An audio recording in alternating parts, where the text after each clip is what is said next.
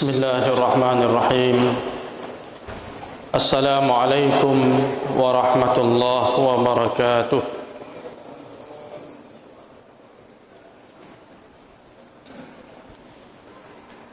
Alhamdulillah bi ni'matihi tatimmus shalihat. Ashhadu an la ilaha illallah wahdahu la syarika lah. Wa ashhadu anna Muhammadan abduhu wa rasuluh. Allahumma salli wa sallim ala nabiyyina Muhammad wa ala alihi wa sahbihi wa man ihtada bihadyihi wastanna bisunnatihi ila yaumiddin, amma ba'd. Hadirin kaum muslimin wal muslimat, jamaah maghrib yang dirahmati Allah subhanahu wa ta'ala. InsyaAllah pada malam yang mulia ini kita akan kembali melanjutkan pengajian sirah kita, masih dengan biografi kehidupan putri Rasulullah sallallahu alaihi wasallam, salah seorang ahlul bait yang dimuliakan Allah, Fatimah binti Rasulullah sallallahu alaihi wasallam radhiyallahu anha.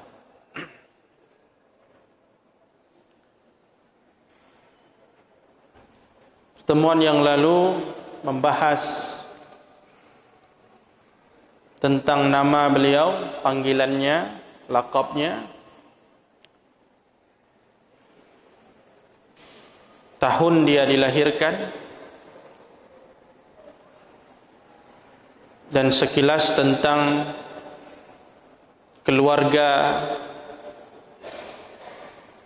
Fatimah radhiyallahu anha. Sebagaimana telah kita tegaskan pada pertemuan sebelumnya,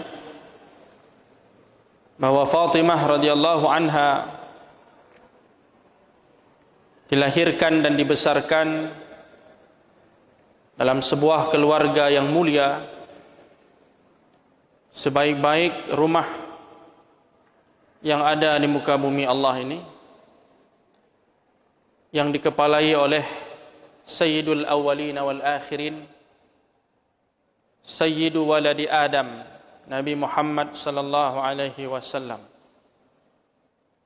bersama dengan istrinya yang tercinta, yang mulia, Khadijah radhiyallahu anha.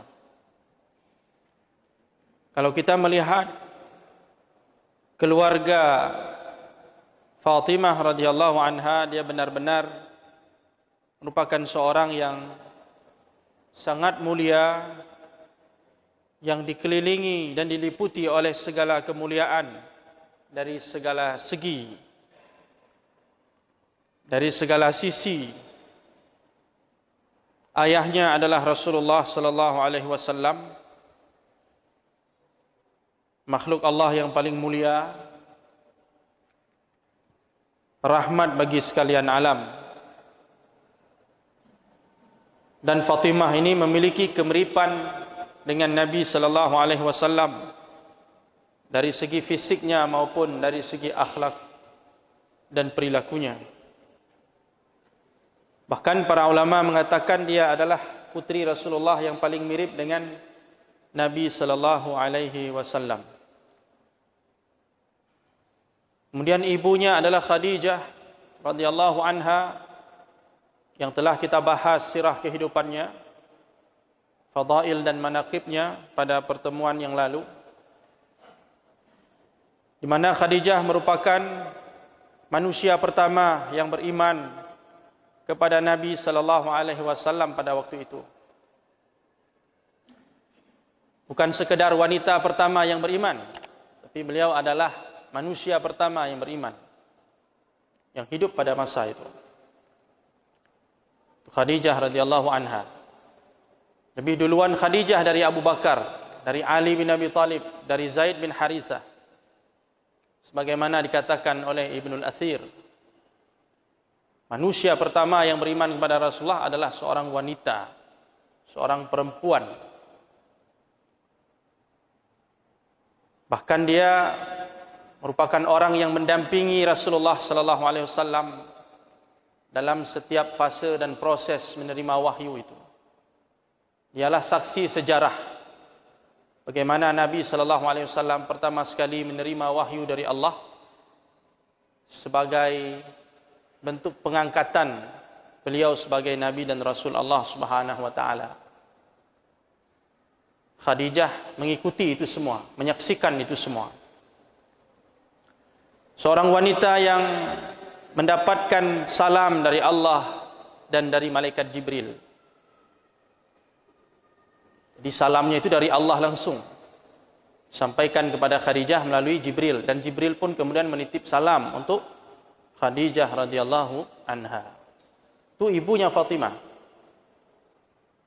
Dan dialah wanita yang diberikan berita gembira oleh Nabi sallallahu alaihi wasallam dengan sebuah rumah istana di surga dari permata yang indah, yang megah, yang mewah, yang di dalamnya tidak ada keributan dan tidak akan pernah penghuninya merasa lelah.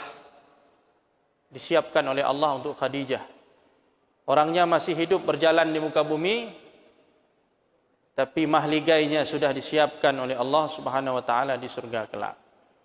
Dan segala kemuliaan-kemuliaan yang lain, termasuk Sayyidatu Nisa'il Alamin, termasuk salah satu pemimpin wanita-wanita dunia, wanita-wanita terbaik dunia adalah Khadijah radhiyallahu anha.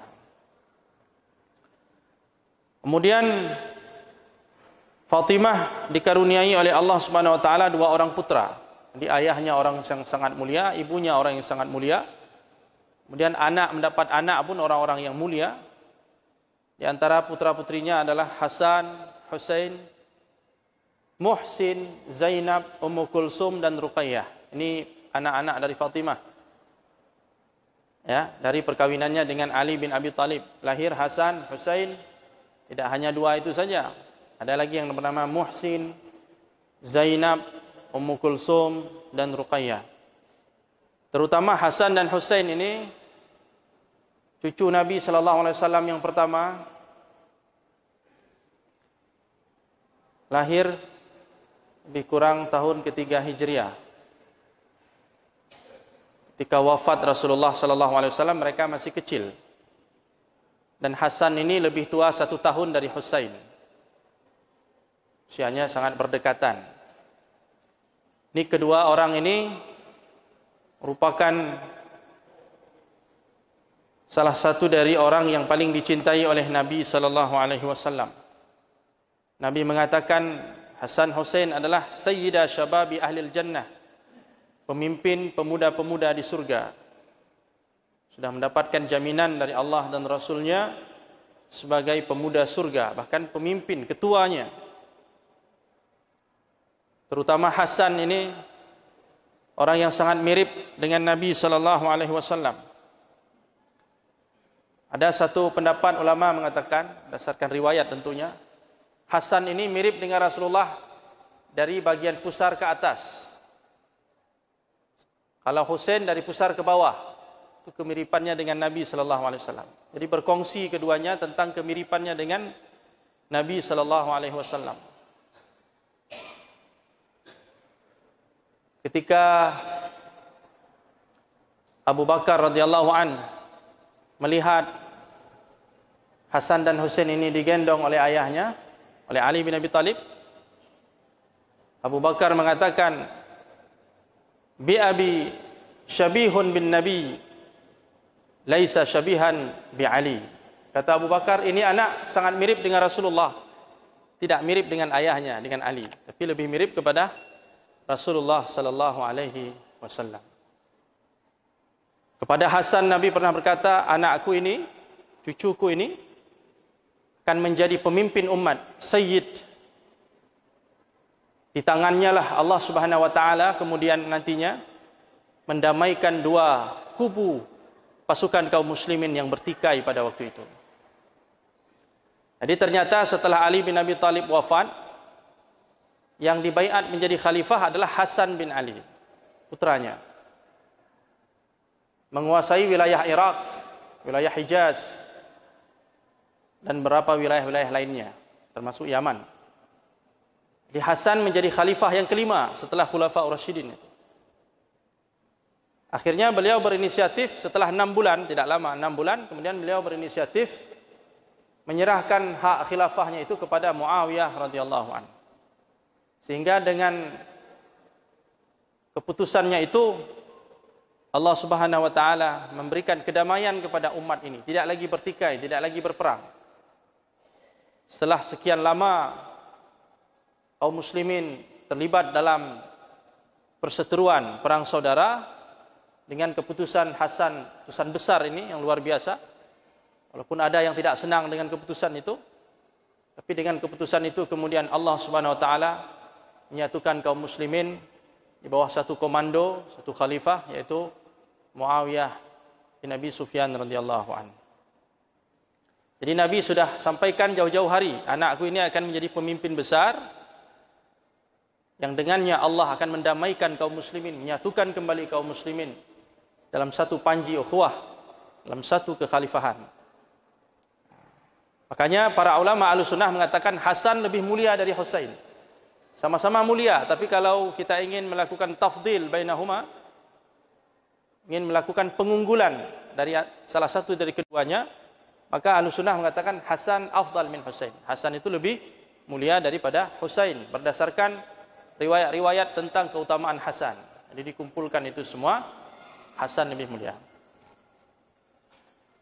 Hadirin yang dimuliakan Allah Subhanahu wa taala, itu putra dari Fatimah radhiyallahu anha. Ayahnya orang mulia, ibunya orang mulia, putra-putrinya juga orang-orang yang mulia. Kemudian wa zaujuha, suaminya adalah Amirul Mukminin Ali ibni Abi Thalib radhiyallahu anhu.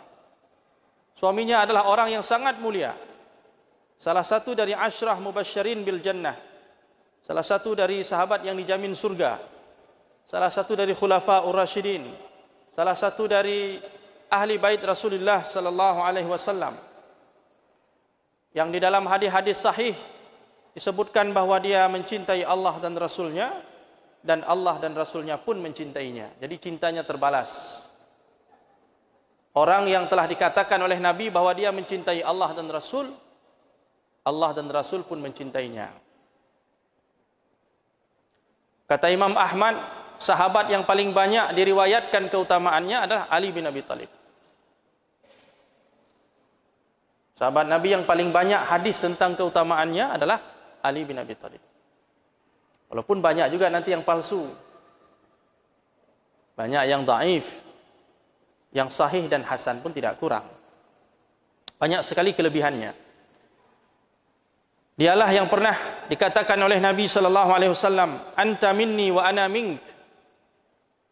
Engkau itu dariku dan aku ini darimu, kata Rasulullah kepada Ali bin Abi Thalib. Artinya Rasulullah itu bagian dari Ali bin Abi Thalib dan Ali bin Abi Thalib bagian dari Rasulullah sallallahu alaihi wasallam. Seolah-olah mereka itu seperti satu. Seperti menyatu. Begitulah kemuliaannya.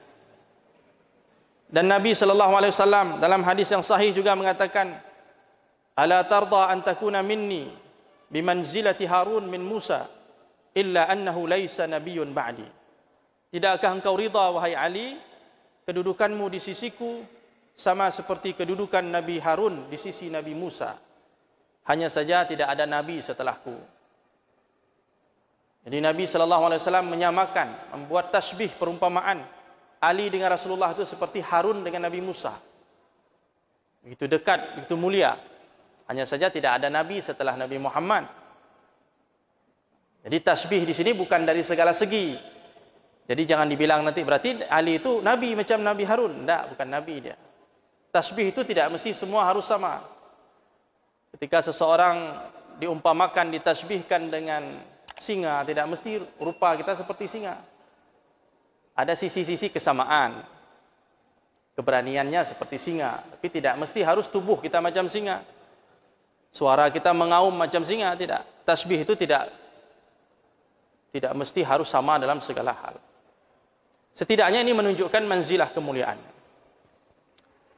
Kemudian ada Hamzah bin Abdul Muttalib. Ini juga keluarga Fatimah. Pamannya itu paman Rasulullah, sebaya dengan Rasulullah. Paman Rasulullah berarti paman Fatimah juga. Walaupun sudah berselang satu tingkat.